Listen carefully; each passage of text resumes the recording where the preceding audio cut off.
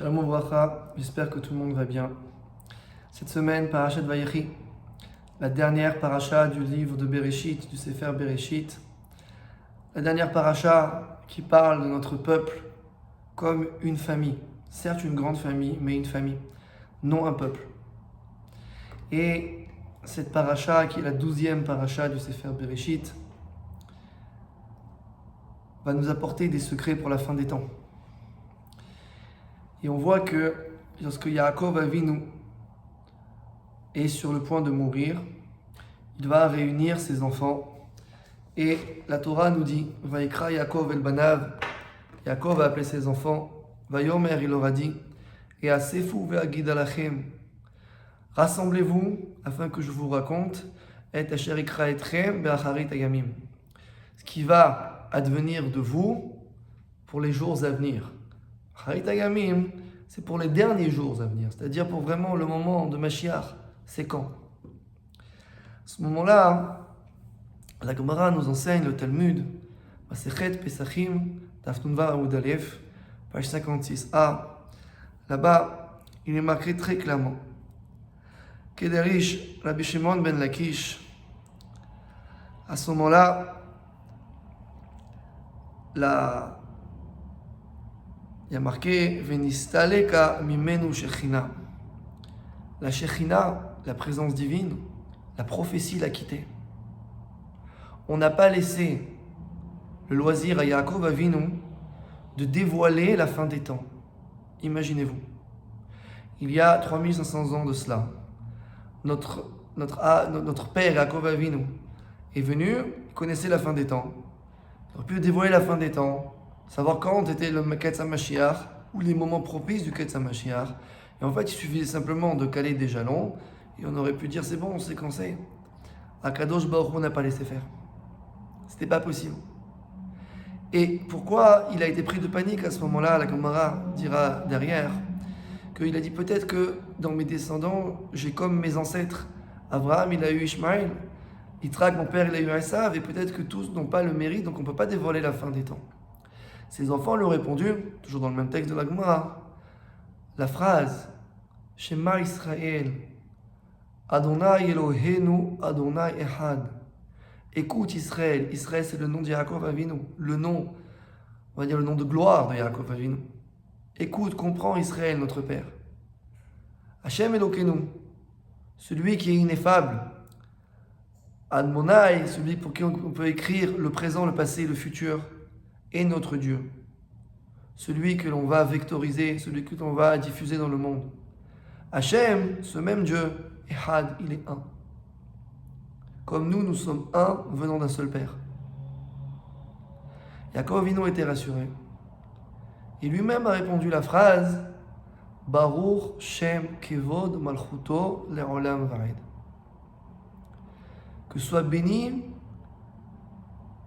Shem, le nom, Kevod Malchuto, l'honneur de sa royauté, Le'olam Vaed, de tout temps à jamais. Question que l'on a, comment se fait-il, si on peut comprendre la réponse des enfants de Yaakov pour rassurer leur père, pourquoi Yaakov répond cela? Pourquoi Yaakov répond Baruch Shem Kevod Malchuto Le'olam Vaed?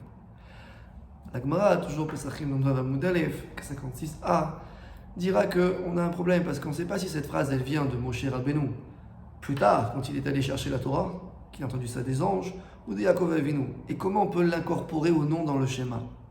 Mais ce n'est pas vraiment notre propos ici. Il faudrait des heures.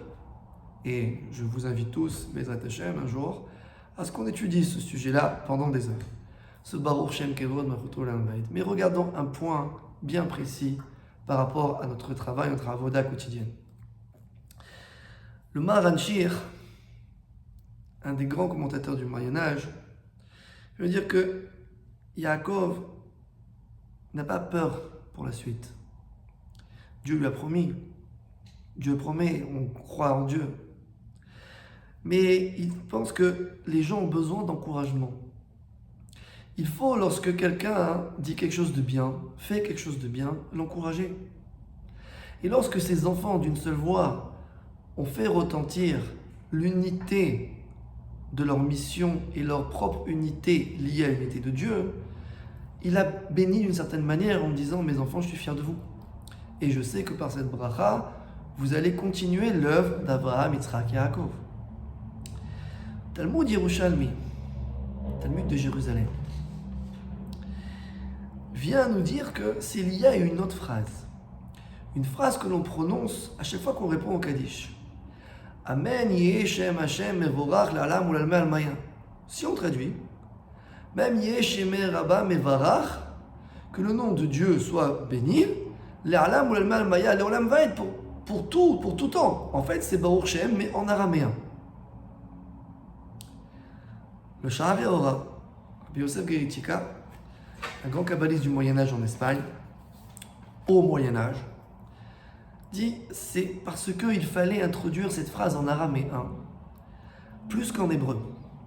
Je vous rappelle que l'araméen, comme dit la Gemara de Masechet Sota, est la langue que les anges ne comprennent pas. Pour pouvoir dire ça, il faut être béminyan. Et quand on est des minyan, on doit dire cette phrase-là et ça montre directement qui c'est à Kavod. C'est-à-dire trouver une unité pour pouvoir donner l'unité de Dieu et pour que cette bracha monte directement au niveau du trône céleste. Mais regardons plus en détail ce que signifie ce Baruch Shem Kevod Malchuto L'Olam Vaed.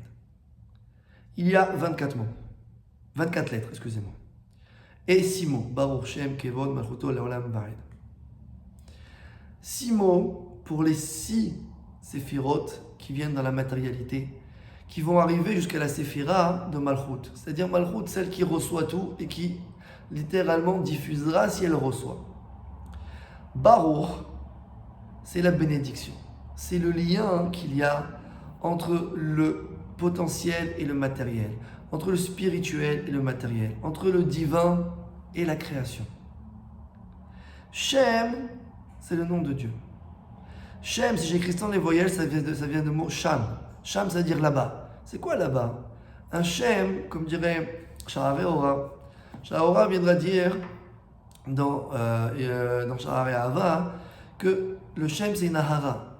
Mahara, c'est un reflet, un rayon de la Neshama, de l'essence de la personne. Donc que le lien soit reflété, soit béni par le reflet qu'il donne au monde. Kevod Malchuto, l'honneur de sa royauté, c'est-à-dire la présence divine. Il n'y a pas de présence divine de manière théorique.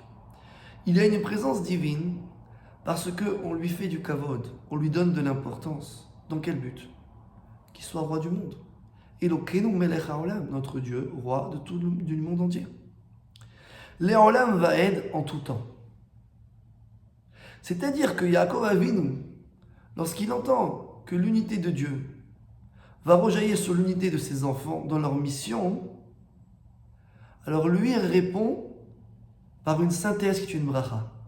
Que vous, ce que vous avez dit, mes enfants, fasse que le reflet du nom de Dieu soit là par sa présence et sa royauté à jamais dans le cadre d'une bracha. Et il rejoindra la bracha que Dieu a dit à Avraham Avinu, Vehiye beracha, soit une bénédiction. Venivrechu vecha kol mishpechot ha'adama. Et toutes les familles de la terre seront bénies par toi. Pourquoi? Pas parce que le peuple juif est un talisman, mais parce que le peuple juif a cette capacité d'unir, d'unifier, pas seulement les hommes, mais la création avec le Créateur. C'est la bracha. Et quelque chose d'encore plus remarquable. Vous savez que chez nous, chaque chose est liée à un enseignement. Que ce soit évidemment le sens simple, le sens beaucoup plus profond, la forme des lettres, le ta'am, la gematria et même l'emplacement. Le Sefer Bereshit, Vayechi, se termine une seule ligne, sur la 61e colonne du Sefer Torah. Pourquoi? Tout un livre, on n'avait pas la place pour écrire une seule ligne, et en fait on l'aurait mis dans la 60e. Pourquoi ne pas l'avoir mis dans la 61e? Beaucoup de raisons à cela. Mais regardons, 61, c'est la même gematria que le mot Ani. Ani, ça veut dire moi, je. Aleph, Nun, Yud. Aleph 1, Nun 50 et Yud 10. Mais ce Ani, c'est la même lettre que Aïn. qui signifie le néant, le rien.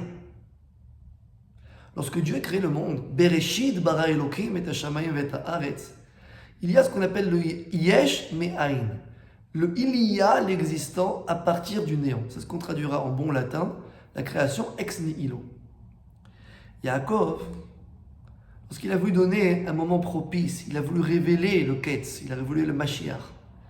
Il voulait montrer l'objectif du monde, que le monde n'était pas été créé pour rien, pour un chaos, pour un hasard, qu'il y avait un objectif. Mais Akadosh Baruch Hu n'a pas laissé. Parce qu'il a dit, si jamais tu montres cela, et que cette chose-là est révélée, alors le libre arbitre est entaché. Et par de lui, le mérite n'existe pas. Le peuple juif doit montrer que le monde a un but. 61. Ani, l'existant. Comment? Shema Israël, Adonai Eloheinu, Adonai Echad. De faire comprendre d'abord à Israël, puis au monde, que Dieu est un. Et la réponse que l'on a au niveau du sens, Baruch Shem Kevod Malchuto Le'olam Vaed. Que le nom de Dieu, ce qui nous est donné et amené à voir, à ressentir, dans son honneur et sa royauté qui est l'objectif de la création du monde, soit là Le'olam Vaed, soit là pour toujours, qu'il n'y ait pas de rupture. C'est la justification de notre existence en tant qu'individu juif, en tant que famille juive, en tant que peuple juif, sur la terre de la promesse de nos ancêtres. Yehi Ratzon, puisque Yaakov n'a pas révélé le Ketz, qu'Akadosh Baruch Hu nous montre que le Ketz est maintenant, et que le monde entier puisse dire Baruch Shem Kevod Malchuto Le'olam Vaed, Shabbat Shalom.